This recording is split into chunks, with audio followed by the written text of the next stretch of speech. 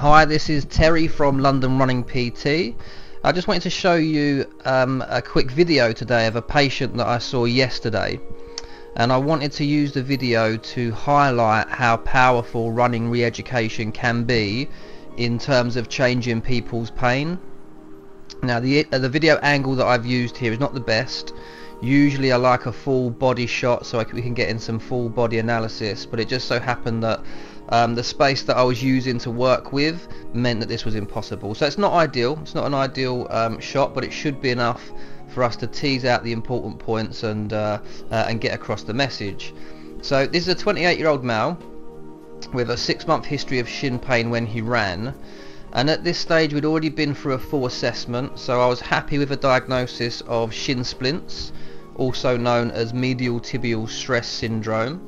We'd cleared other common differential diagnoses such as anterior biomechanical overload syndrome and stress fractures. So these are other common complaints that can manifest pain in a very similar area.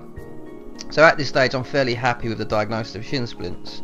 So the next part of the puzzle in the way I assess a runner was to get him on the treadmill, watch the way he runs, and see if we could work out whether there was anything in the way that he ran that meant that his pain was manifesting in this area.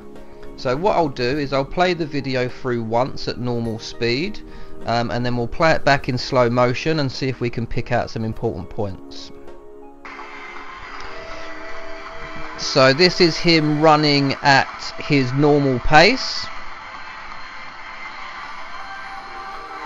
You may have already been able to pick up some interesting things with this guy's running. Important point is at this stage he's already telling me that he can feel his pain, so I'm always getting him to feedback how he feels. So at this stage he's just starting to say to me, yeah, I can start feeling the pain coming on in my shins. So this is after about 2 minutes of running.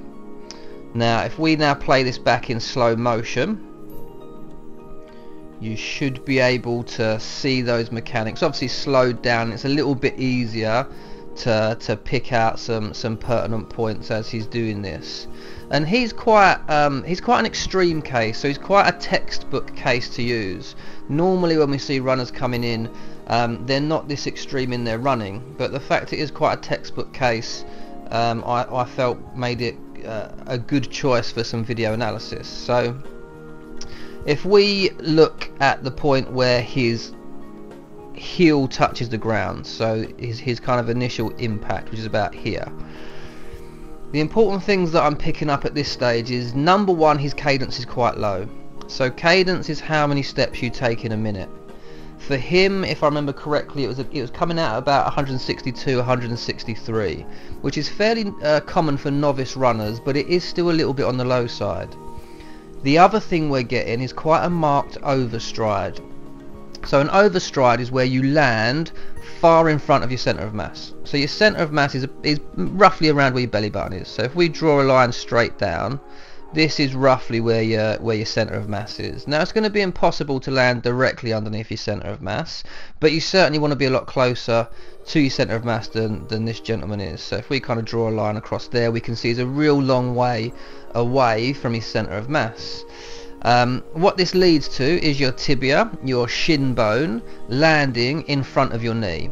So again, we've got our shin bone coming down through here, and really what you like to see in this position where he's first taking some ground reaction force, some impact there, is for his tibia to be landing a lot straighter. So we like to see the tibia landing straighter underneath a nice flexed knee, and he hasn't got that. And again, this then leads on to this heel strike. So the heel strike's just happening because of the mechanics that are happening higher up. But again, you can see that he's got quite a marked heel strike position there.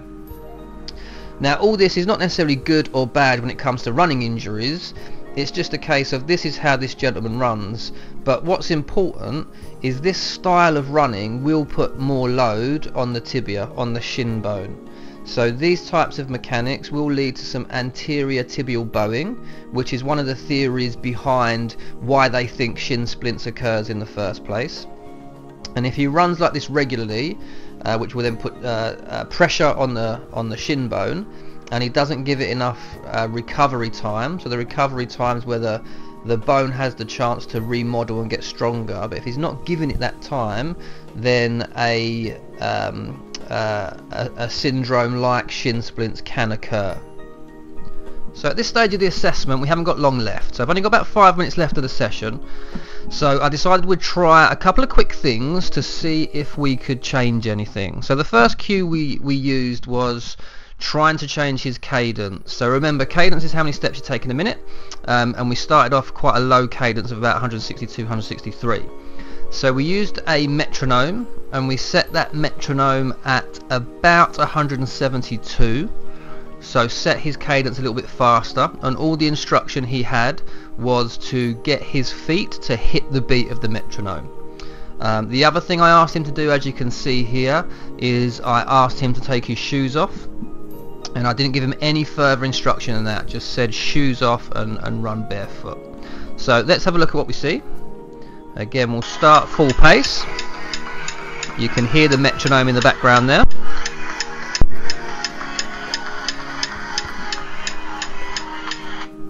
And if we slow it right down like we did in the previous video, you should be able to see quite dramatically that he's no longer overstriding.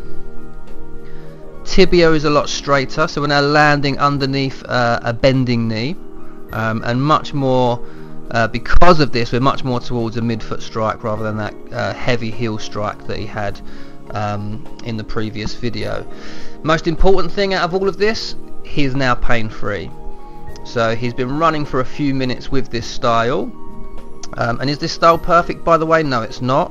We've still got a lot that I want to work on with this gentleman, but in terms of change in pain, for the first time in 6 months, he is now pain-free.